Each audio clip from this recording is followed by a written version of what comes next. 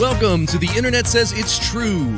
This is a show where we learn something new every week, and I am getting more and more excited to do this show every week because I'm watching the stats on who's listening, and the show is growing.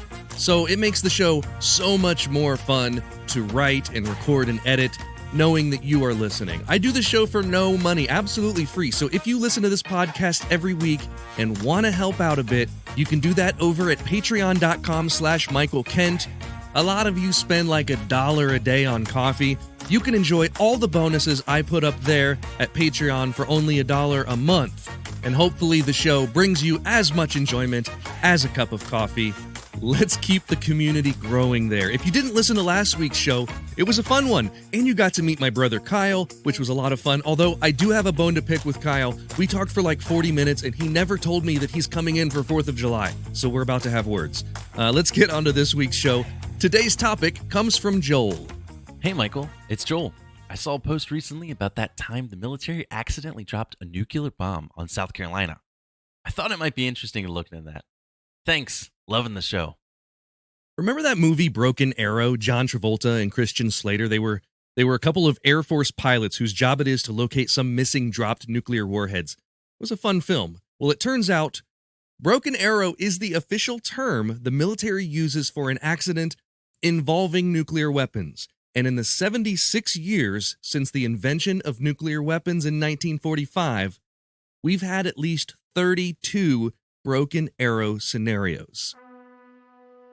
For this week, we're just going to be talking about one particular aircraft, the Boeing B-47 Stratojet. Even before the end of World War II, the Air Force had asked manufacturers to start drawing up plans for a long-range, jet-powered bomber. Remember, the airplane that really ended World War II by dropping atomic bombs in Japan was the B-29, a propeller aircraft. The United States never did put any jet-powered aircraft into combat in that war. It was still very early in the development of jet-powered flight. The B-47 was finally put into service in 1951. It was a swept-wing, sleek-looking bomber aircraft with 6 engines carried under its wings. And if I had to describe the problem with these aircraft, it would be that they suffered from growing pains. There were the growing pains of jet-propelled flight itself. While the aircraft was incredibly fast and powerful, it took a very long time to accelerate. The new design of the swept wing caused structural issues. New design elements like those swept wings and power elements like jet engines were being put on an aircraft that was essentially using outdated metallurgy and construction techniques. And there were a lot of limits on its capability. On top of that, it was a difficult plane to fly for airmen who were used to a 10-man crew. The B-47 flew with only 3. So every moment of flight, every issue, every warning was happening faster and with less men to tend to it. The slightest lapse in attention could now be catastrophic. Then there were the growing pains of a quickly growing Air Force. Ramping up mass production on the aircraft led to a few manufacturing issues. By the time they were produced, the existing refueling infrastructure didn't meet the demands of these new long-range bombers. They started retiring the B-47 just 18 years after it was introduced. To give you a frame of reference, the B-52 bomber was introduced in 1955 and has yet to be retired from the service 66 years later. So the B-47 Stratojet was a short-lived bomber designed to face a very real and serious threat of nuclear war. It was designed to carry nuclear bombs and could fly all the way to the Soviet Union with them. There were just over 2,000 Stratojets manufactured, and a staggering 10% of them, 203 to be exact, were lost in crashes. And when you look at the timeline of when this aircraft was in its peak duty, it coincides with the time when the aircraft started carrying nuclear weapons. That leads to the horrible events of 1957 and 1958 that we'll get to in just a moment.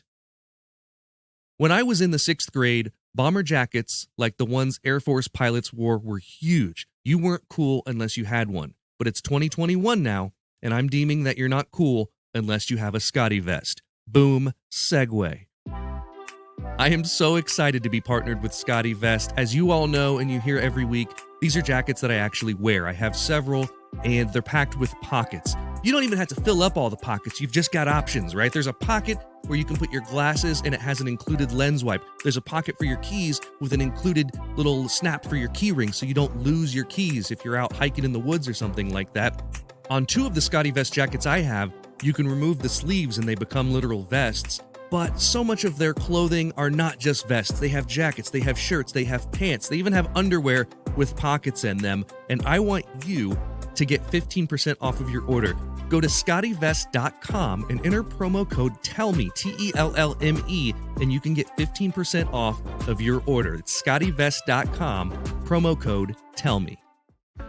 Another great partner of this show is Virtual Presenter Course. As you know, I love live streaming.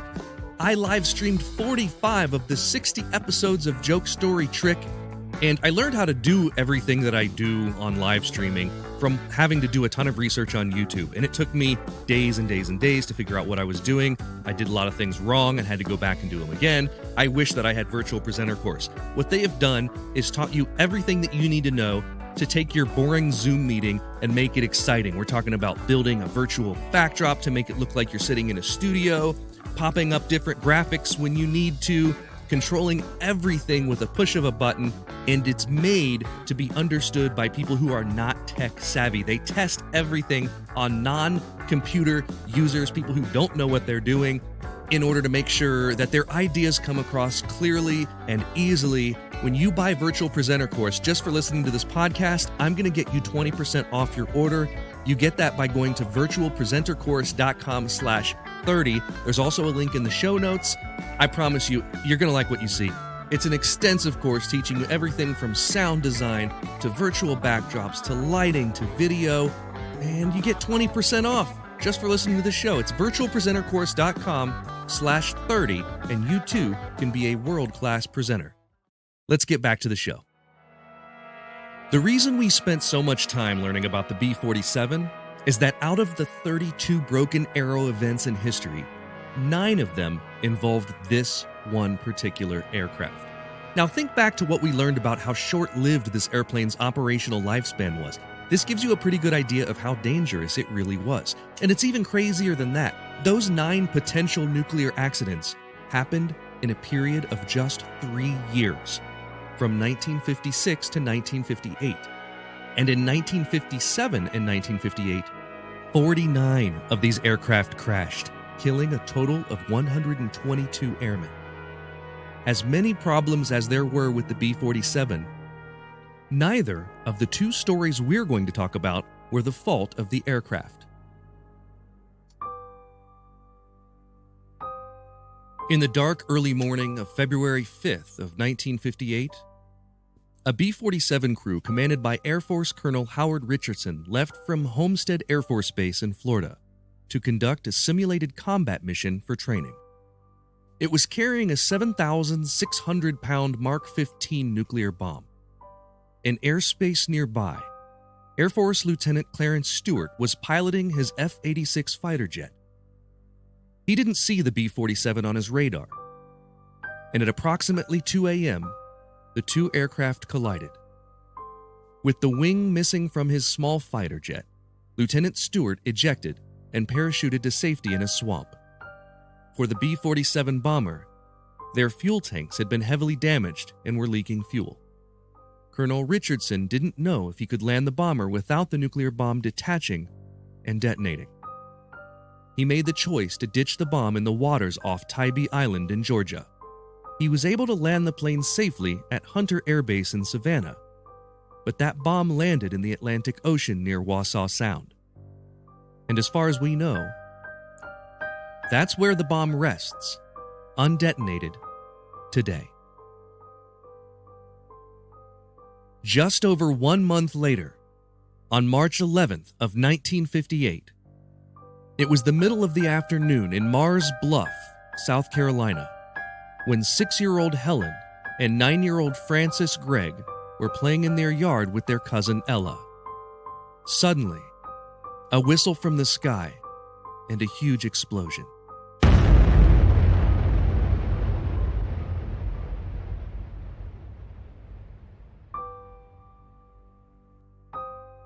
Here's what happened. Captain Earl Kohler was piloting a B-47E Stratojet, 15,000 feet in the sky over South Carolina. The crew was scheduled to fly to the United Kingdom and continue on to North Africa. This was part of an ongoing training mission to track the accuracy of mock bomb drops. Except the bombs on board were very real. Tensions with the Soviet Union were at a height, and the Cold War was becoming less cold by the day.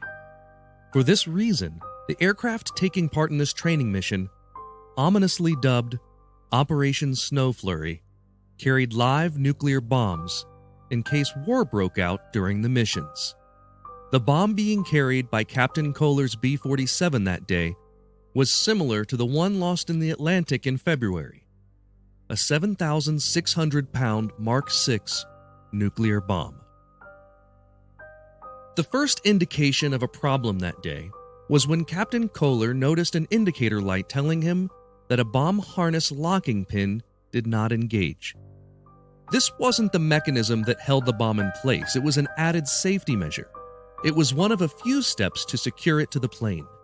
When he noticed this indicator, the bombardier and navigator, Captain Bruce Kulka, scrambled to the bomb bay area of the aircraft to check it out.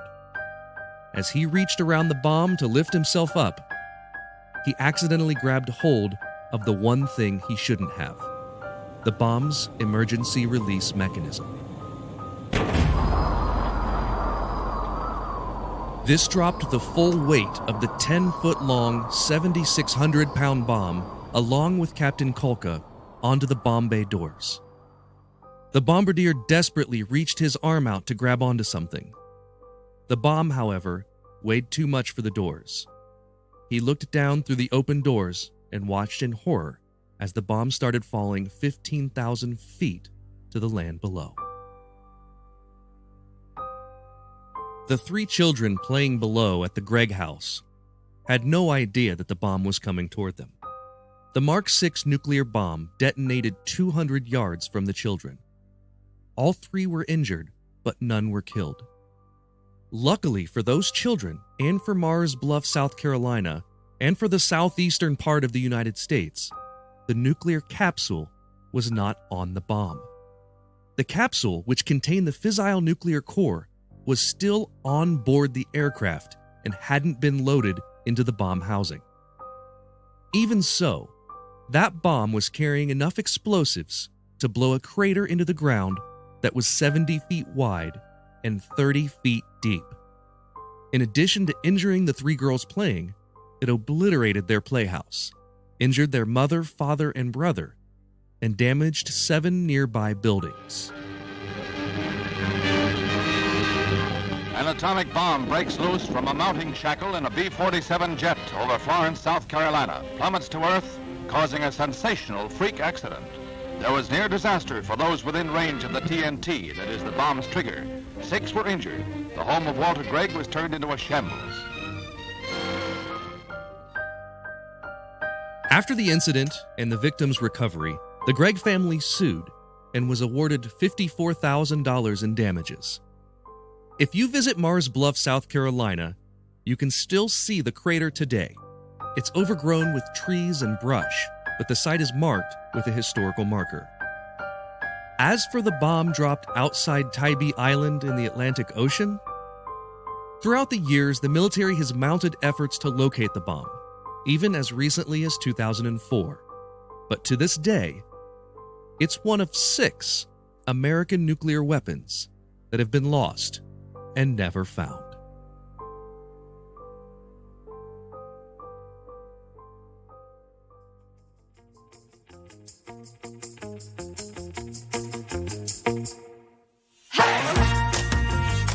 Now it's time for the part of the podcast where I call a friend and quiz them, and today I've invited podcaster and actor Michael Spedden to the show. Michael is the host of the Foul Players Radio and regularly appears as a member of the Foul Players of Perryville, a murder mystery troupe in Maryland. Michael Spedden, good to see you again.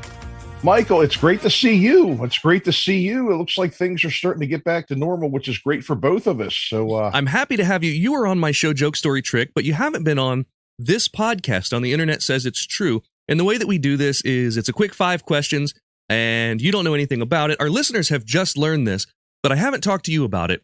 Then after this first question, we'll get to some stuff that's new to all of us. And each question we play for something. So for this first question, we're playing for a free podcast plug. So if you get it right, I'll give your podcast a free plug on next week's show. If you get it wrong, you've got to plug this podcast on your next episode. Agree? Agreed. Most Okay. definitely. Most definitely. Here's your question.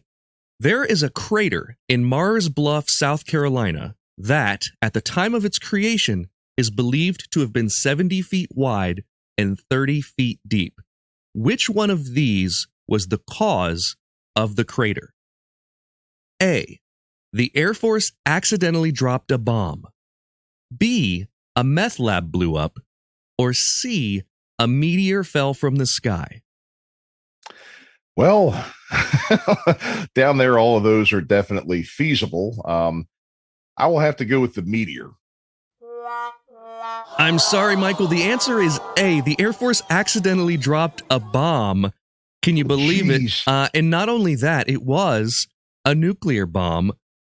Luckily, fortunately, it was not armed with the nuclear warhead. But it was my armed God. with a ton of explosives. It destroyed 7 houses. It injured some people. No one was killed. But it's one of many accidents that we have had with nuclear bombs. And that's what this episode was about. Okay. So I get a plug on your podcast, your next Yes, you podcast, do. the next I Foul will. Players Radio. I will give you a plug. And if you want, you can just tell them about your experience here on the show, and that would suffice. Question 2. For this question, if you get it wrong, you have to tell me about your most embarrassing gig as an actor.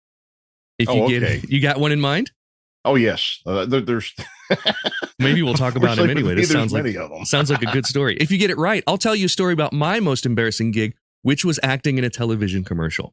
And Okay. we'll get into that. The movie Broken Arrow with John Travolta and Christian Slater was met with mixed reviews when it was released in 1996. It was the only time that Roger Ebert got Gene Siskel to change his mind about a movie. Siskel gave the movie a thumbs up, but after hearing Ebert talk about it, he changed his rating to thumbs down. Even still, the movie was number 1 at the box office on its opening weekend. Now, this is 1996. Which one of these movies did it beat for that number 1 spot? So one of these 3 movies was the number 2 movie in 1996. A. Hunt for Red October. B. Mr. Holland's Opus. Or C. The Passion of the Christ. Oh, I would have to say B. You are correct. Mr. Holland's Opus. I tried to space these out because A was Hunt for Red October. That was 1990. That was 6 years prior. Yeah, that's what I remembered. yeah, and the I knew that Passion it of- wasn't out that year. Yeah. Exactly. And The Passion of the Christ was too new. That was 2004. Yeah, that's what I was thinking. I was like, because there was another movie about the Passion or something that came out around that time. I think it was the Willem Dafoe one or something. Yeah, something along those lines. Yeah, Yeah. I would have to look back at the charts. The 1996 Broken Arrow movie, it brought in $46 million, and that was the number 1 movie. The Passion of the Christ was the number 1 movie in 2004. It brought in $125 million, and Wow. The Hunt for Red October in 1990 brought in $72 million. So while it was number 1, 1996, $46 million, not a huge box office. Yeah. And it was, like I said, mixed reviews on that movie. So you got that one right. I will tell you a story about my most embarrassing gig, which was acting in a television commercial. It was my first acting gig that I got. And I did not really know what I was doing. I had never done any sort of, other than magic stuff, I had never done any sort of on-screen acting before. And I was booked to play a construction worker in a cell phone commercial. This was for the government subsidized cell phones that became known as Obama phones. Yeah. But before they Burners, were, this was before they were called that. What they did was they would take like recycled phones and then sell them at really, really low prices to people who needed phones, which is an awesome program.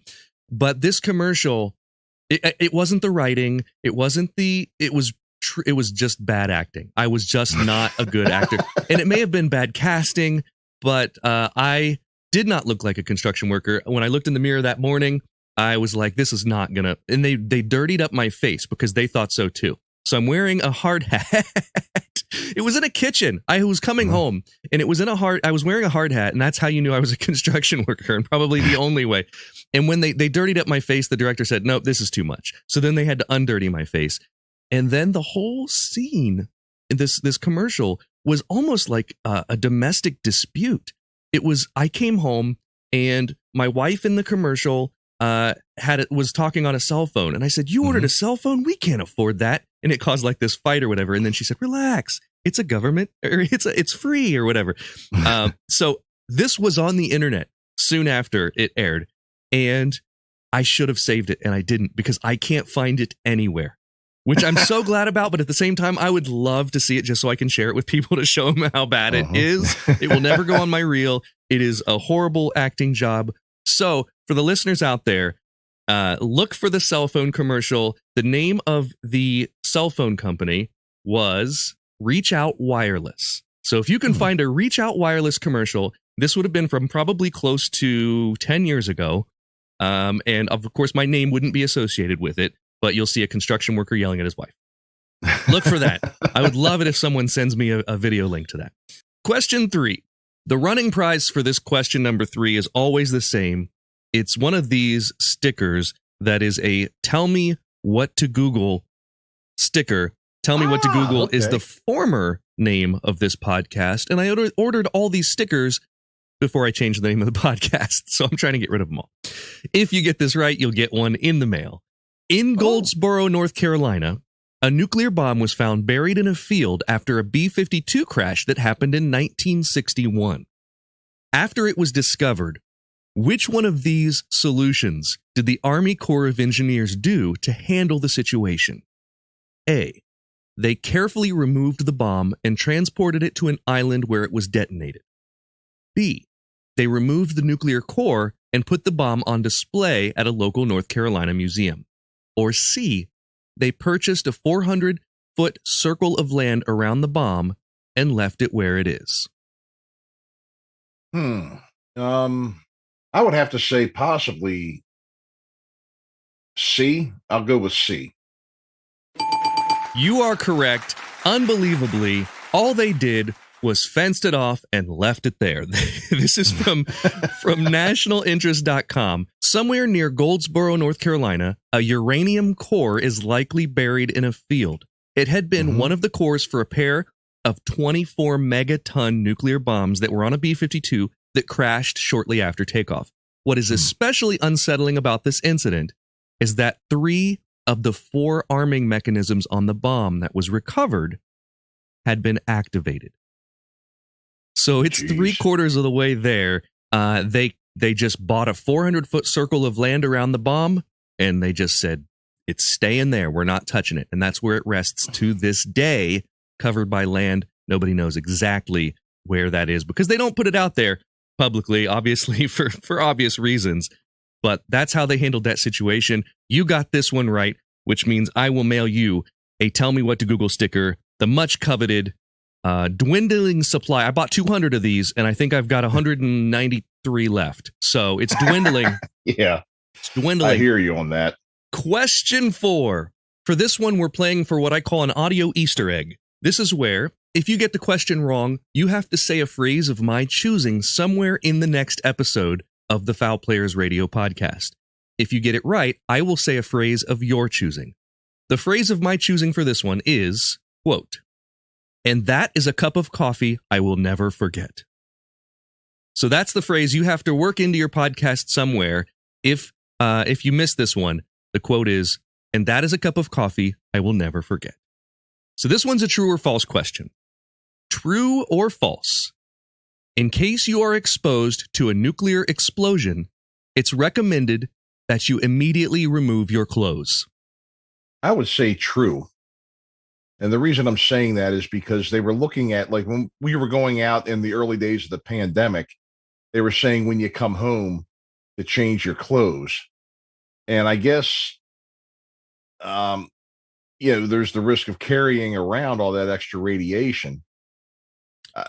That's my reasoning for saying true. It's a good reasoning and correct. It is true. So FEMA has put out a series of instructions for what to do if you experience a nuclear explosion, which is surreal, first of all. You can go to the FEMA website and you can search for what to do in case of a nuclear explosion, and it gives you instructions. Along with getting inside a building, a 2014 version of their instructions say that removing your clothes can remove up to 90% of radioactive material from your body.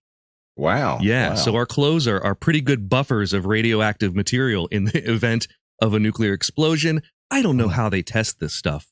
I mean, that takes a nuclear explosion to know, right? I don't know.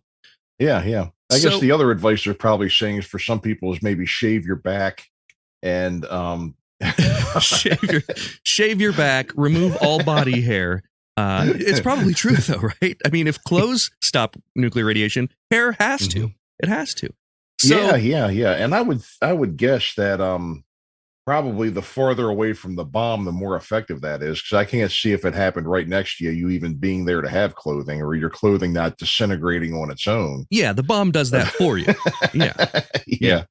Yeah, that's true. I mean, this is probably, if you're under the cloud of fallout that happens, it's a horrible thing to think about. But these are the things that obviously have been concerns frequently enough in our history that FEMA has had to address it with some instructions. So you remember in the 70s, there was that movie called The Nude Bomb. It was a Maxwell Smart movie. It was based on Get Smart.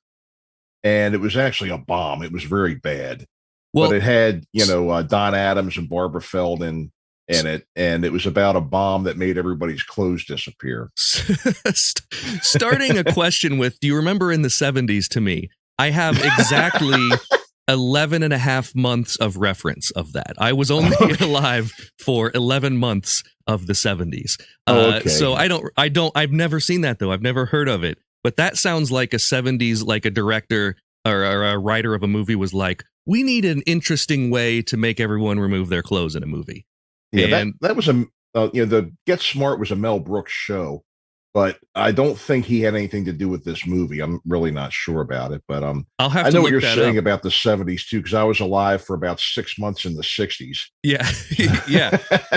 I don't remember any of that. I'm an 80s baby, so I was born in January of 1979. So June of 69. There you go. So do you have a phrase that you want me to say on next week's podcast? I will throw in an audio Easter egg of your choosing. Let me see here. I learned how to walk and chew Guam at the same time. I remember that from your. This was your joke on Joke Story Trick. Yeah. Perfect. I will put that in next week's podcast, the episode after this one. So listeners, listen for that. I learned how to walk and chew Guam at the same time. I will definitely throw that in. You have gotten that one right as well. You are 3 for 4 on this so far, and there's only one question left, and this one is for all the marbles. Question number 5, if you get this wrong, I'm banning you from the show, never to be asked on again. Here's your question, Michael. What was the last great purchase you made? The last great purchase I made was just a couple of weeks ago. I bought myself a MacBook Pro.